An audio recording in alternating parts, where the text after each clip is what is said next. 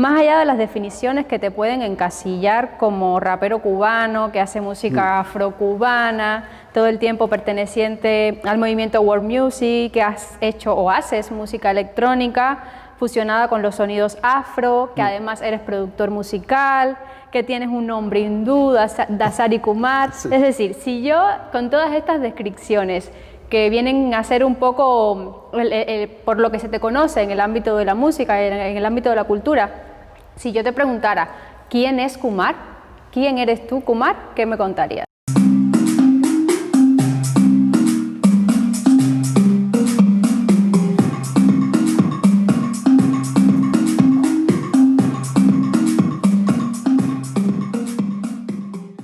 Bueno, como todas las cosas, ¿no? Al final uno es un ente que va tomando forma en la medida de que toda esa cantidad digamos, de maneras de llamarme, pues me dan dando forma, ¿no? Yo soy una gente sencilla que viene de un seno bastante familiar, de alguna forma, entre la cultura, el lenguaje y el barrio, y eso ha dado como resultado, pues, una persona muy dada a la espiritualidad, muy dado también a la parte filantrópica a través de mi música y a través incluso de lo que represento como persona, pues de alguna manera sembrar un algo positivo, ¿no? en las personas y un alguien que sueña mucho con un futuro que está en el pasado. O sea, es como trabajar con la idea o vivir con la idea de que lo que los ancestros nos han dejado es como un espejo de lo que en el futuro de lo que del futuro nos llegará. Pues al final da una persona que vive entre dimensiones de distintos pensamientos, pero también con una muy arraigado, ¿no? a la tierra y a esa necesidad de hacer de la vida un destino abierto, pero con un camino, sabiendo por el camino que se camina. Te hacía esa pregunta, Kumar, porque creo que tu personalidad no puede estar desligada de tu performance musical, por decirlo de alguna manera. Cuando vemos a Kumar en escenario, con toda la estética afro, pudiéramos decir, que haces música electrónica, que empezaste haciendo rap y que todo eso ha ido mutando, que también tienes proyectos que trabajas con la música clásica, es decir, todo eso es el reflejo, creo, de tu personalidad, más allá de construir un otro yo en el escenario. Totalmente, es algo realmente donde yo voy, en cada de estas cosas que yo voy haciendo, pues es como un enanito que yo voy matando, ¿no? Es como algo que yo necesito de alguna manera transmitir y aparece el grupo, el formato musical, el estilo, que hace que eso que yo tengo ahí escondido, pues encuentre un lugar donde expresarse y no es digamos que no es un personaje. Yo no soy de los que se crea un personaje, sino que al final esto que yo soy de alguna forma alimenta a un personaje que es así, ¿no? Multidimensional, étnico, como abierto realmente a la experimentación como tal. Quienes te conocemos, Kumar, hemos visto que recientemente has cambiado un poco tu imagen personal. Sí. Tenías antes toda esta estética de los drelos, que está más asociado, bueno, al mundo afrocubano en este caso. Y quería preguntarte, ¿por qué crees que tu imagen, de alguna manera, vendía un producto, un contenido, pudiéramos decir, comercial y cultural, y hasta qué punto pudiera ser tu imagen un reflejo de ese contenido cultural y pudiéramos decir hasta religioso? Sí, mira, es interesante porque el tema de los drelos y estas cosas, ¿no? Digamos que fue una manera en lo que los afrodescendientes, sobre todo la diáspora en Jamaica, pues fue una manera de guerrear sin tener que hablar, ¿no? Entonces era una manera que representaba la resistencia de este pueblo, de esta diáspora que necesitaba vivir unos márgenes estéticos más allá del eurocentrismo y de cómo se ven las cosas en el mundo occidental. ¿Qué pasa? Que como la mayoría de las cosas que son prohibidas con el tiempo se vuelven moda y la gente ya la asocia a otras cosas, ¿no? El discurso de una persona que tenía drelos en los años 70, 60, incluso antes, pues era un contexto muy, valga la redundancia, muy contestatario, ¿sabes? Muy de reivindicación de la africanía, del pueblo negro como tal. ¿Qué pasa? Que con el tiempo esto se ha convertido en una moda donde ya, bueno, digamos que un ente como Bob Marley abre la percepción de lo que es un rasta, ¿no? Yo en principio cuando yo estuve con los drelos 18 años, empecé muy joven con los drelos, con 15 o 16 años, y esto de cierta manera como que venía a darle sentido y fuerza a lo que yo quería proyectar en ese momento como rapero, ¿no? Porque digamos que en Cuba y en muchas partes del mundo la diáspora suele entrar en estos cánones de la moda donde se alisa el pelo, digamos que de cierta manera buscando esa visión occidental. Para mí los drelos eran como un grito de resistencia y que de cierta manera la gente asocia al tema de la música afro, al reggae, al hip hop, y eso me acompañó durante mucho tiempo. O sea, nadie me pensaba sin drelos, de modo que primero hablaba mi imagen y después hablaba yo. Por mucho tiempo fue algo que siempre me pregunté cómo sería el día que no los tuviese, cuál sería qué hablaría mi imagen antes que yo cuando alguien me ve. Y por mucho tiempo también, digamos que asociado al desconocimiento y a la moda, mucha gente no entiende la ritualidad o la importancia que puede tener para una persona que lleva los drelos, sus drelos, ¿no?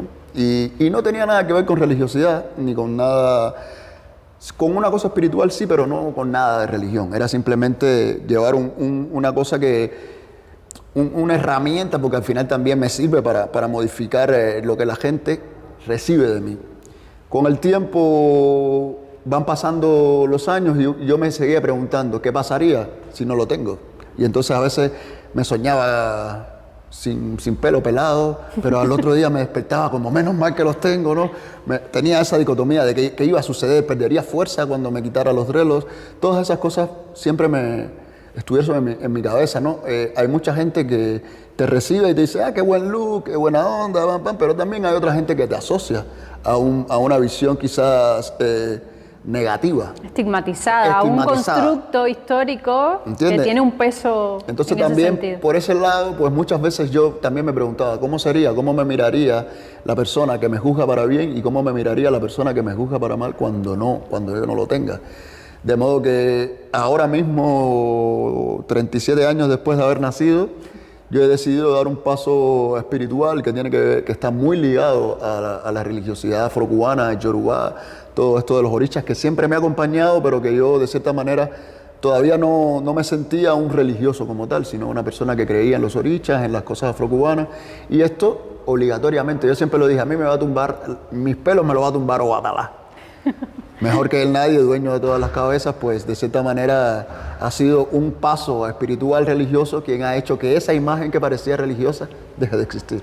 Sí, es contradictorio porque a nivel de recepción, el público que te sigue y te conoce, muchas personas creían que tú eras practicante, que ya yo tenía hecho santo. Exacto, como se dice que tenías hecho el santo desde hace mucho tiempo, cuando evidentemente nos comentas que no es así, que es algo mucho más reciente, y justo cuando te haces el santo es que prescindes visualmente de esa estética, por lo cual también las personas te podían asociar más visualmente, me refiero al mundo afro, porque claro, ya dentro del mundo musical pues continúa tu estética, por supuesto. Sí, yo pienso que al final el tema de decidir dar el paso ahora a lo que se llama la coronación de la Ocha, ¿no? Hablando ya con los términos correctos, ¿no? Porque el tema de se hizo el santo, hay gente que no tiene idea, se piensa que hacerse santo a lo mejor es convertirse en un monje o algo así, ¿no?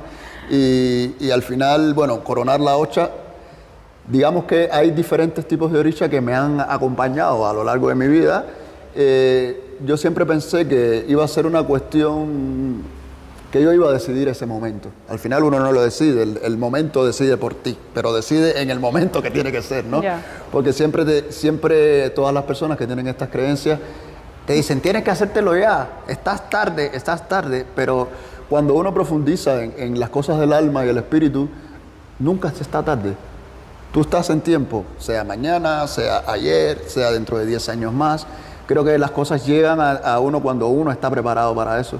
Y de cierta manera, pues, yo siento que ya a nivel madurez, a nivel desapego también del tema del pelo, del tema de la imagen, ¿no? Porque también, por muy profundo que yo pudiese ser a nivel espiritual, musical, definitivamente yo tenía un apego a esa imagen de los drelos, y todo lo que... Habías construido una identidad sí, en totalmente, torno a ella, y tenía claro. mucho apego a eso, ¿no? Claro. Y por momentos siempre me pregunté, incluso hasta un poco antes de hacerlo, decía, ¿qué pasará? ¿Qué pasará? Es que todas esas inquietudes, todos esos sueños son reflejo de miedos profundos, Claro, de claro. dudas, de incertidumbres que Sí, tenías. y de estar muy, ya te digo, muy apegado, muy claro. apegado al tema de los drelos. Kumar, ¿cómo sintetizas en tus performances, ya me refiero a cuando estás en pleno acto, en plena actuación, en medio del escenario, esta estética afrocubana a nivel de visualidad y hasta qué punto esa herencia la trasladas hasta tu música o hasta tu letra cargada de un componente religioso? Mira, piensa que yo vengo de la escena del rap. El hip hop tiene su forma de vestir, es como una tribu que ya tiene su forma de vestir muy, muy urbana, como se dice, ¿no? Y por mucho tiempo esa fue digamos, mi imagen, aunque siempre me sentía atraído por una camisa africana, o un collar, como ese pequeño complemento que venía a darle a esa proyección urbana algo, ¿no? Distinto, de raíz. ¿Qué pasa? Que con los drelos llegó otra proyección mía. Yo no siempre tuve los drelos, yo empecé normal, con trenza, claro. O sea, otra estética totalmente. Pero cuando yo entro en el tema de los drelos, toda la parte de afro tomó todavía más fuerza. Y con eso también la proyección escénica. Yo pasé de ser a lo mejor un rapero de esto así, a ya entonces empezar a tener una expresión escénica un poco digamos, más expresiva, por llamarlo de alguna forma. Por ejemplo, incorporaste los bailes. Yo incorporo los bailes en la última etapa, pero de ese tiempo ya habían cosas que no tienen que ver con la proyección, con cómo se proyecta un rapero, ¿no? Y precisamente hay un tema que es quien me hace dar ese salto, que se llama Sublevado. Y esta canción es la primera canción, por lo menos de mi generación, por así llamarlo, o de los primeros que empezaba a coquetear con el tema de poner un batá dentro del hip hop, poner una cosa de 6x8 dentro del hip hop, que es una cosa de 4x4, ¿no? Y a partir de ahí, con esa canción tuvo tanto impacto en mi generación del movimiento, que directamente me sacó del movimiento y me llevó a otra escena, que sería la música alternativa, y ahí es donde yo doy como mi primer salto del hip hop a la cosa más musical, ¿no? Y a partir de ahí yo empiezo a nutrir ese camino cuando yo me doy cuenta que me identifica mucho, me hago sentir como un ente distinto dentro del hip hop, pero que no abandona eso, ¿no? Y todo el tema del cimarrón, el cimarronaje, la sublevación, ya me empezaron a llevar directamente a los ancestros. Y los ancestros definitivamente tenían una conexión espiritual con el tema afrocubano, bueno, porque estamos en Cuba, ¿no? Pero es África. Y con África, pues ya me vino el tratar de conocer, de profundizar cada vez más. Entonces, en mi lenguaje, ya se empiezan a meter palabras que solo están en el argot religioso, pero que no tienen una connotación religiosa en ese momento, ¿no? Cuando yo te digo mi abure, yo te estoy diciendo mi hermano, o qué sé yo, esas palabras empiezan a aparecer porque esas mismas palabras se usan en el barrio. Yo soy de Mantilla, de la periferia habanera, y el tema de hablar utilizando palabras del contexto afrocubano, pues ahí está. Vienen de la religión, pero están descontextualizadas totalmente. ¿Qué pasa? Digamos que cuando yo llego a Europa, en la búsqueda de no perder eso que yo soy, de no sentirme abandonado, pues yo, en vez de ser más del mundo, me volví más hacia mis raíces. Yo saqué un disco que se llama Pataquín, ya el nombre ya te dice. Y en ese disco yo empiezo a meter más a conciencia toques yorubá, algunas melodías de cantos, pero con instrumentos. Mi primera canción, Ayemayá, o sea, ya empiezo yo ahí a darle un contexto espiritual a esa música. O sea, espiritual y espiritualista, porque yo pienso que la cosa es espiritual desde que te nace desde el corazón, pero el tema de espiritualista es como cuando ya tú empiezas a hablar de espiritualidad en tus canciones, en el tema que te empieza a ropar, es esa cosa que está entre la religión y la espiritualidad, pues hasta llegar ahora, que ya el último disco, mi reciente disco se llama El Olimpo de los Orichas. Entonces ya ahí estoy ya metido. Abiertamente metido, totalmente, a fondo. Sí, a fondo. Pues justo, Kumar, te me adelantas un poco porque te quería preguntar, con un proyecto musical como el que tienes tú actualmente de autor, donde hay un fuerte contenido de apropiación de estos textos, de los sonidos africanos, los cuales luego estás fusionando con una música electrónica, creando así en esta fusión ya un nuevo contenido cultural. Bueno, después de hacer todo eso, ¿cómo haces para que en este proceso de síntesis, donde la música electrónica tiene un fuerte, pudiéramos decir, carácter comercial, no se banalice o no se mezcle ahí de alguna manera el contenido religioso y cultural de la herencia afrocubana cuando lo pones a dialogar con fórmulas tan comerciales como pudiera ser el hip hop, como pudiera ser el rap o como pudiera ser la música electrónica? Sí, mira, yo pienso que al final los géneros en sí mismos, a no ser que sean creados como, digamos, un producto, pienso que los géneros en sí mismos no son ni comerciales, ni no comerciales, ni banales, ni profundos. O sea, el género viene siendo algo que está ahí, como mismo uno se pone una ropa. O sea, rap, reggae, música house, o sea, son cosas que están ahí. Ahora, definitivamente uno es de esta generación. Yo primero fui rapero, o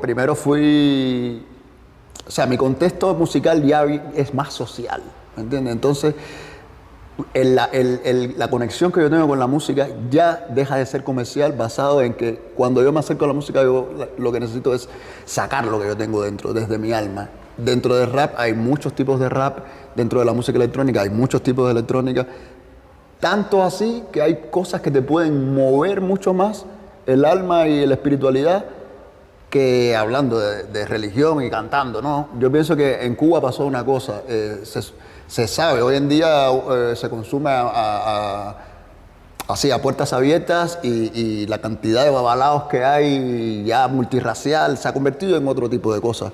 Pero hace 30 años aproximadamente, los religiosos que tenían un compromiso estatal tenían los santos guardados, los tenían escondidos.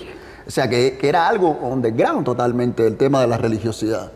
Pero para mí, en los 90, cuando se abre al turismo Cuba, una de las cosas que se da cuenta el cubano que llama la atención es ese sentimiento afrocubano, ¿no? Esa cosa de la identidad, ¿no?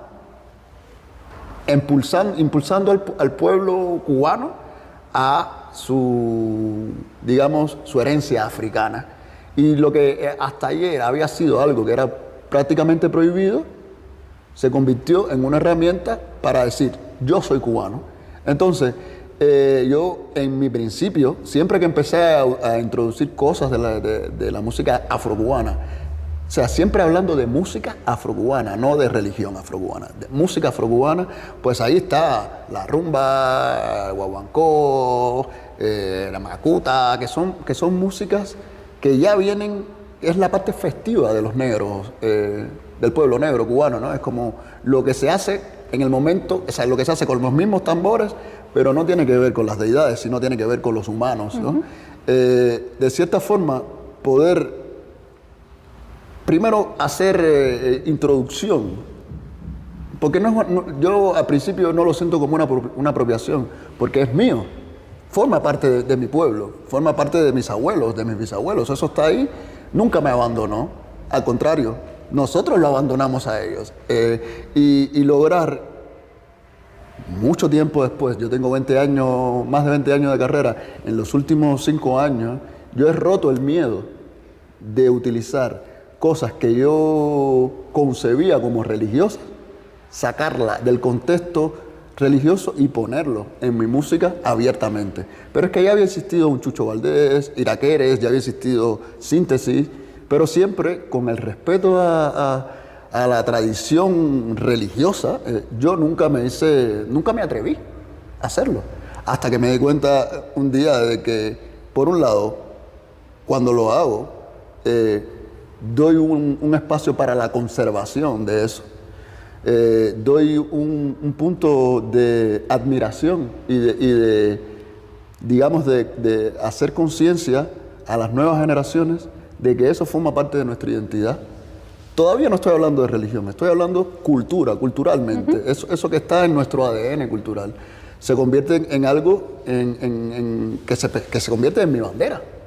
Y ahí voy yo con el afrocubano para arriba y para abajo, hasta que llega el Olimpo de los Orichas, que llega de una manera sin pensarlo mucho. O sea, no es de estos discos que yo me dedico y trabajo un montón a nivel, ¿cómo lo voy a hacer? No, eso, de pronto yo di un salto, yo estuve en Banana Festival, un festival que se hacía en Cuba de música electrónica con temas afrocubanos, y de ahí de cierta manera me dio el empujón para yo salir del contexto hip hop, world music, y decir, bueno, yo que tengo tanta adoración por las máquinas, pues me voy a poner a hacer mi música electrónica, y di un salto a nivel sonido.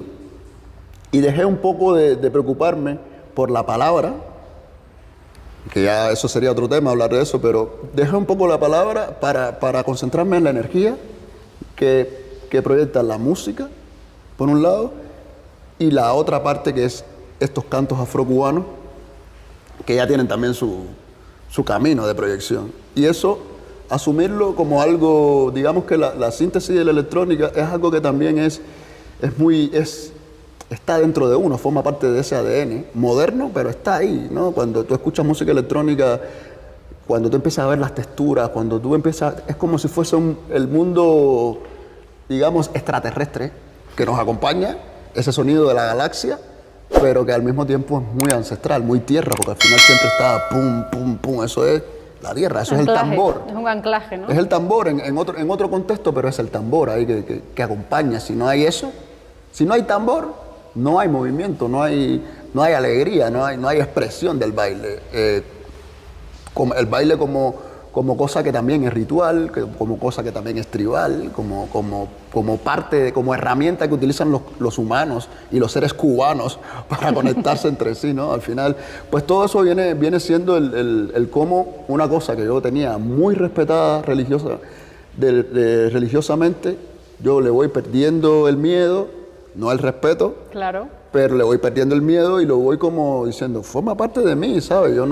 Ya se acabó aquel tiempo en donde los santos estaban en el closet, ¿sabes? Ya estamos fuera, ya esto es lo que somos y con orgullo pues lo voy defendiendo, lo voy introduciendo y lo voy como de alguna manera actualizando la sonoridad, porque al final el mensaje es el mismo, el ritmo es el mismo, pero la sonoridad es otra.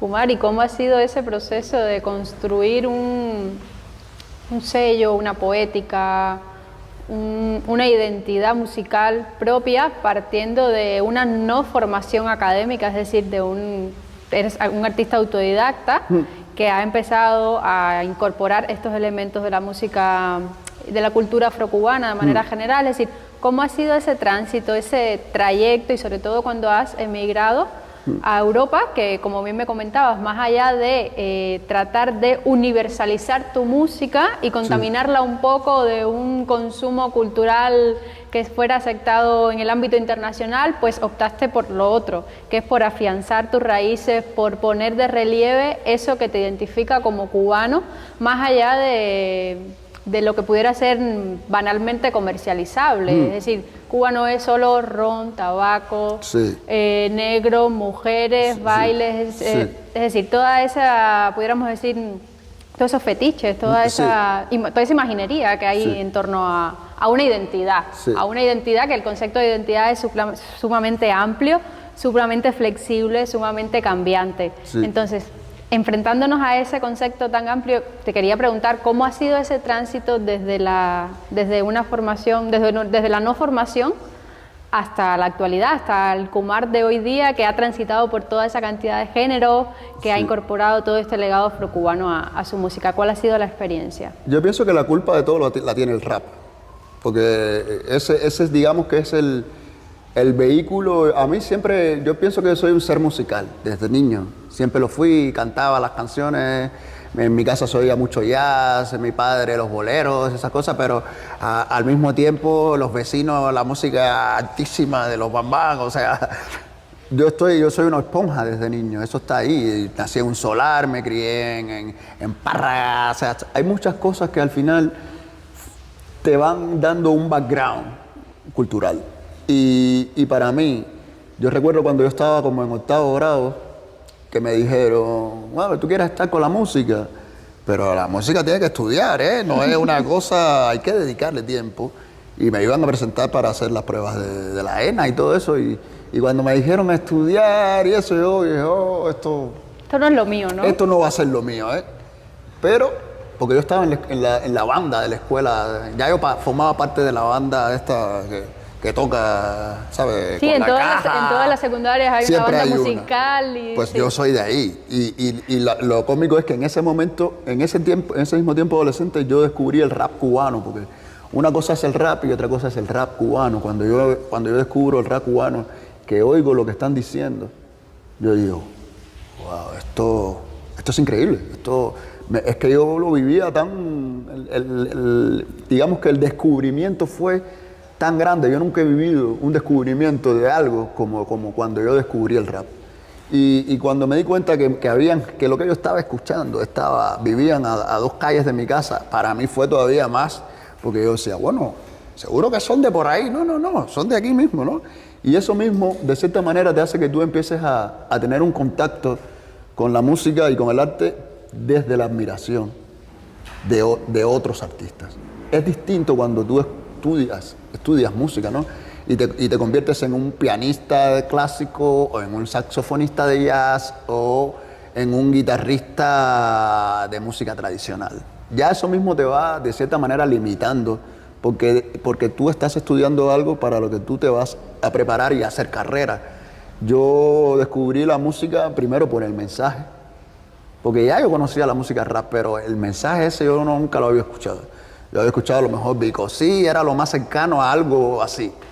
Y eso a mí me entró por la palabra. Y la palabra me llevó a cambiar mi actitud. De poder haber sido un adolescente en un barrio problemático, convertirme en un adolescente problemático, independientemente de la educación que tenía de mis padres, que era la mejor, y de la escuela también. Y me lo tomé tan en serio que, independientemente de que yo podía hacer cosas un poco más ligeras, siempre de alguna forma le di un contexto muy serio a lo que yo hacía, ¿no? De modo que, independientemente de que el rap fuese algo que representaba en su momento una música de mercado, una música comercial, pues para mí el rap siempre fue algo muy serio, y desde esa seriedad yo me tomé el resto de mi obra creativa, ¿no? Empecé a hacer música, descubrí, así mismo como descubrí el tema de hacer mis letras y eso, así mismo a través de la investigación y a través un poco de la experimentación, aprendí a hacer mis propias bases, pero siempre intenté darle a mi música un carácter bastante serio. O sea, no, independientemente de si podía llegar a las masas o no, siempre traté de ser algo conceptual con lo que hacía. De modo que al pasar los años y entrar en una escena un poco más musical, que llegaría a darle todavía aún más fundamento a esa seriedad que yo tenía, de reunirme con jazzistas, de reunirme con músicos que realmente habían estudiado en escuela, y entonces yo empecé a nutrirme de todo ese conocimiento y de toda esa forma de vida que tienen los músicos de conservatorio, toda esa disciplina y esa dedicación. Para mí me sirvió como traje para ponérmelo, y a partir de ahí empezar a dirigirme ya no como un rapero, sino también como un músico, ¿no? Como alguien que tiene que decir algo con la música. Llegar aquí a Europa y encontrar que cuando uno se piensa que está súper moderno en Cuba, lo que se da cuenta es que estás todavía 20 años por detrás, ¿no? Que quizás eso te mantenga original, pero al mismo tiempo te mantiene alejado del presente que se está viviendo en la industria. De modo que lo primero que hice cuando llegué aquí fue, en vez de seguir aumentando mi visión con respecto a la música que se estaba escuchando en el mundo, pues yo di un salto a lo que realmente me daba una identidad, de lo cual yo me podía decir, esto lo hago yo y nada más que yo. Y ahí la música afrocubana pues entra en mi discurso de manera consciente hasta tal punto que cuando la gente me empezó a preguntar, ¿qué es lo que tú haces? Y yo, bueno, yo lo que hago es hip hop afrocubano. Ya el apellido afrocubano empieza a darle un carácter más de raíz, más de world music, y yo salto de ser visto como un rapero a un músico de la world music. Empiezo a tocar con muchos africanos, con gente de Brasil, no sé, de Asia, para acoger a ese pensamiento y a esa musicalidad y a esa mezcla de culturas que tenemos también en nuestro ADN, pues todavía darle una banda sonora que representaba más eso. A tal punto en el que yo llego a un momento en que paso de hacer música del mundo a entonces buscar otra vez en algo quizás más sintético, una manera de sintetizar toda aquella cantidad de música que yo había metido en mi creación, que de cierta manera a veces ser tan musical o tan elaborado, sofisticado, pues te aleja de la gente, te aleja del gran público. Y la electrónica de cierta manera me acercó al gran público, pero ¿cómo yo hago que eso que me acerca no me aleje de lo que yo soy? Entonces ahí aparece otra vez la música afrocubana para, en vez de comercializar la idea de ser afrocubano, darle un fundamento a la idea de hacer música electrónica, pero con un fundamento afrocubano. Entonces de ahí pues viene todo ese paso de que independientemente de que son géneros que pueden ser muy comerciales, la música afrocubana pues viene a darle un fundamento y no al revés.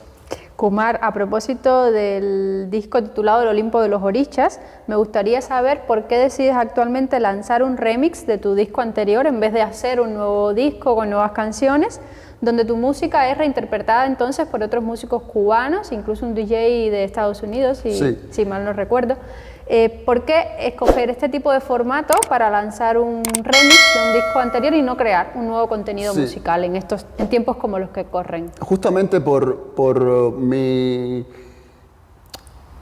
manera de entender la música. Antes yo hubiera hecho otro disco, un disco nuevo. De hecho, mi intención era hacer un disco nuevo. ¿Qué pasa? Lamentablemente por los tiempos tan rápidos que se están viviendo, una cosa que es del año pasado ya es vieja. Cuando antes un artista podía estar tocando durante 3 años, 4 años un disco.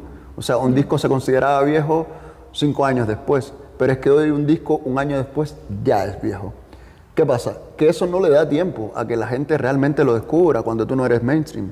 Cuando tú estás en un sector muy alternativo, pues es injusto que se vuelva viejo algo que todavía están haciendo, ¿no? Claro. Sobre todo conceptualmente.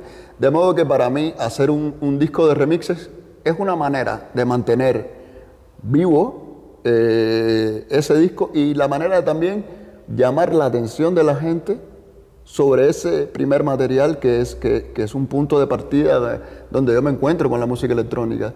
Y por otro lado también el contexto de la música electrónica te da la posibilidad de que otros artistas hagan una reinterpretación de tu música.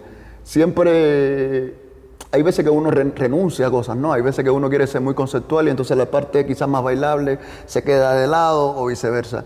Para mí, una de las pautas que yo le di a los productores es, yo quisiera que independientemente de que este disco que yo he hecho es bailable, yo quisiera que ustedes le dieran una reinterpretación totalmente bailable. O sea, que ustedes lo lleven casi todos son DJs, ¿no? Entonces, que tú lleves esa canción que tú vas a elegir, te invite a que tú la pongas en una sesión tuya de música. Entonces ahí entró DJ Hiwe, ahí entró Wichi de Vedado, entró Leo Milano de Cuba, que es saxofonista, o sea, toca varios instrumentos, también es una interpretación más musical.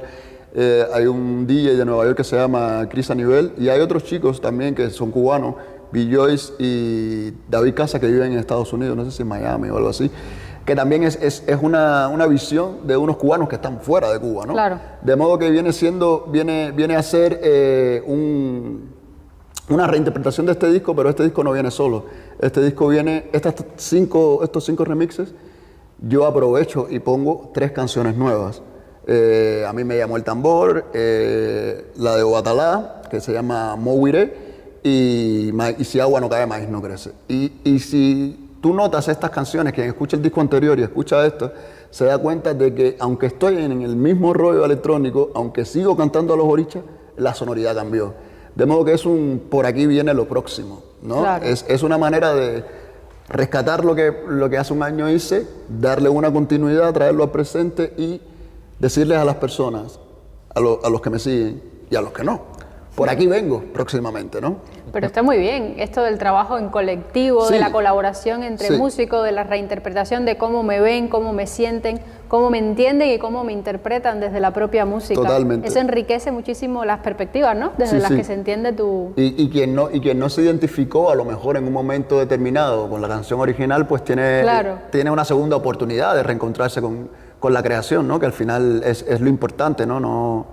No tiene que ver con estilo, sino con esa energía que está ahí lista para que la descubran y para que la suman, ¿no? Muy bien. Kumar, ¿dónde te ves como músico dentro de un corto mediano plazo? ¿Dónde se ve Kumar?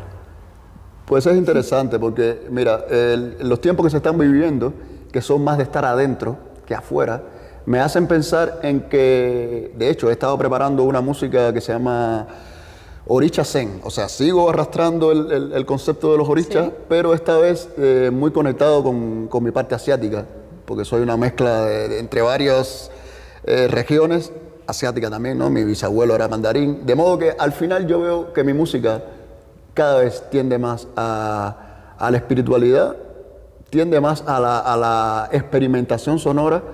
En el día de mañana yo me siento que estaré más conectado con una música que alimenta más el espíritu, independientemente de que sea bailable o no, pero que sea una música que te aporte sin que yo te diga palabras, que solo el hecho de que tú recibas esa energía, esa música, pues también te transmita una parte más interior que te ayude a hacer tu viaje interior, ¿no? Entonces, un poco chamanismo musical. Un momento de síntesis, un momento yo creo que donde menos es más, que sí, la música se va condensando, se va sintetizando y donde una gotita musical transmite una emoción. Y después, ya te digo, como soy muy inquieto y siempre estoy dispuesto a la colaboración con demás artistas, ahí estoy totalmente abierto, ¿sabes? Estoy dispuesto a hacer desde una música incidental para una película o una compañía de danza hasta seguir experimentando con música del Renacimiento,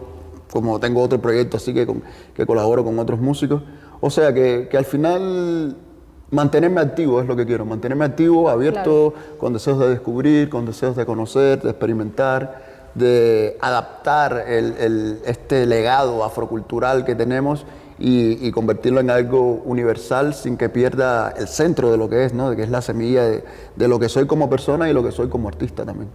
Kumar, me ha encantado poder tenerte igualmente, la verdad, en este rato aquí, en este sofá, en este pequeño espacio, poder haber compartido, conectar con esta espiritualidad y con esta energía tan positiva que ha fluido, y muchísimas gracias por ser parte del podcast Conductual.